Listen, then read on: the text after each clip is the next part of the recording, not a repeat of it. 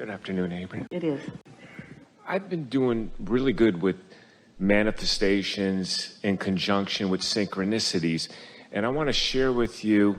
Manifestations are all about timing, and timing and synchronicity, that's the perfect So it's combination one and the of words. same? Yes, Okay. it is. I want to share some things with you, some specifics. And we want to throw one more Sure, word in, and then yeah. we won't interrupt again until Take your you've time. spilled it. The other word is cooperative components. Cooperative components, timing, synchronicity, it's all the same. And I do all your principles, Abraham, to the best of my ability. And I do the appreciation, like you say, instead of gratitude, the appreciation. And I do what's like an appreciation prayer every morning, and I goose it up, as you say, where I really get feeling behind it. And I'll just pick some random things, like how much I just love kangaroos in Australia. And then that day, I'll see pictures of kangaroos, like on cars. And like, I'll say how We much. have to tell you a kangaroo story. Speaking of synchronicity. Sure. So Esther is in Australia in a carload of people, and someone in the car says, "So where's the kangaroos?"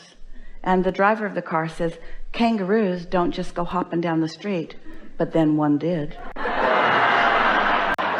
Were you in Australia? Yeah, then one did. That's amazing. And like, for example, when you always said to cherish the miracles that are all abound.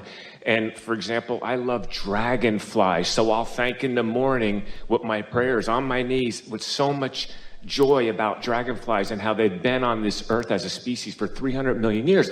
And I say, you know, I love all the different colors. I'd love to see a blue one or a white one or purple. And then that day I'll see that exact color. All right. And wait till you hear this. I was in a supermarket and I was going to get some sneakers, and there was a lady coming out from a shop, right? And she said, "What is that? What is that?" A dragonfly right up to my nose. You can't miss it. My nose, it's here. And it flew right up to my nose. She said, "What is that?" I said, "It's dragonflies. They come see me because every morning I thank how much I love them and that they've been here 3 million years as a species." I mean, and I'll get to my question. But before you do, can you hold your question Sure, for just a moment? Because we want to tell you something that you've given us the perfect opportunity Thank to you, take Abraham. thought to a place it has not been before. Thank you. And it's where we began today, but you've brought us full circle, and this is really a wonderful thing. Creation is about getting in the flow. And we began today by talking about the law of attraction and about the path of least resistance. So now think about thought paths. So think about how when you think in connection with your source energy, because you're in appreciation when you're doing it. So you've got that leverage. You're all tuned in, tapped in, turned on with this energy of source. So you have a powerful, powerful point of attraction. And you are thinking about the dragonfly or anything, the dragonfly.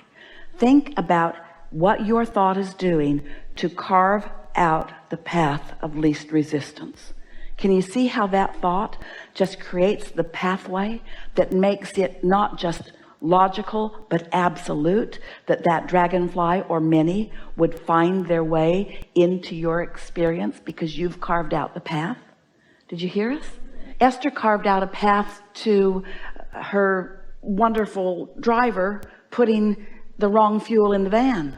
She carved out that path, not meaning to, not wanting to, but she was part of the process, and so was he. That's what your power of influence is. You are carving out paths all of the time. So you started with this really important position of manifestation. We want you to think in terms of every moment being manifestation, and in this manifesting moment, what paths are you carving out with your powerful thoughts? If you want dragonflies, think about them. You carve a path and they come to you. Doesn't matter what you want, carve the path. But when you carve the path of its absence, when you carve the path of its blockage, when you carve the path of it not coming, you've carved that path too. You get what you think about. You are path carvers. Stay there for a moment and feel that. Feel the importance of that. You create your own reality, and this is how.